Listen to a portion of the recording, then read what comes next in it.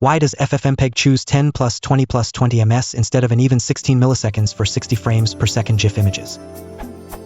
I have a short 60 frames per second video which I'd like to turn into a GIF file. I run. And it produces a GIF file. Great. The only problem is that the motion in the produced GIF video is janky and uneven.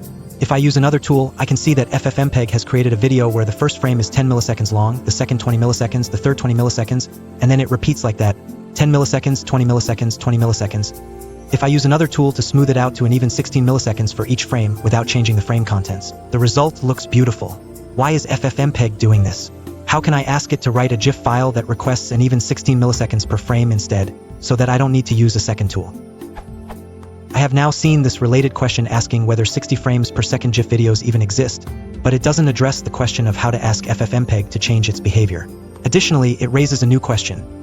If 16 milliseconds is not a time that GIF can represent, what is the other tool I'm using doing, and why does it work well? As discussed, do 60 frames per second GIFs actually exist? Or is the maximum 50 frames per second? The resolution of frame times in GIF is 10 milliseconds, so a nice even 16 milliseconds per frame is not possible. So the answers to the questions, in order, are: why is FFmpeg doing this?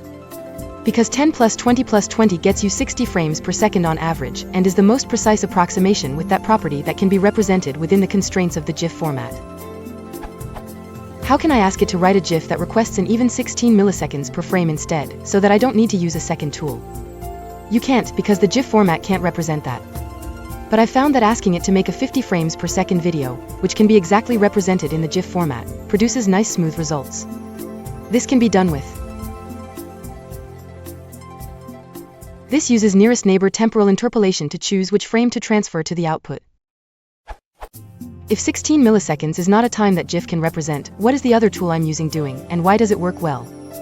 The other tool I was using was GIMP, and its choice is to round each frame to the nearest representable size, so it was silently changing my requested 16 milliseconds per frame to 20 milliseconds per frame.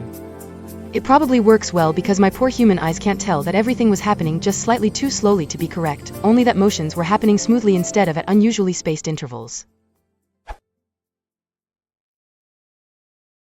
If you want to support the channel, please consider liking and subscribing.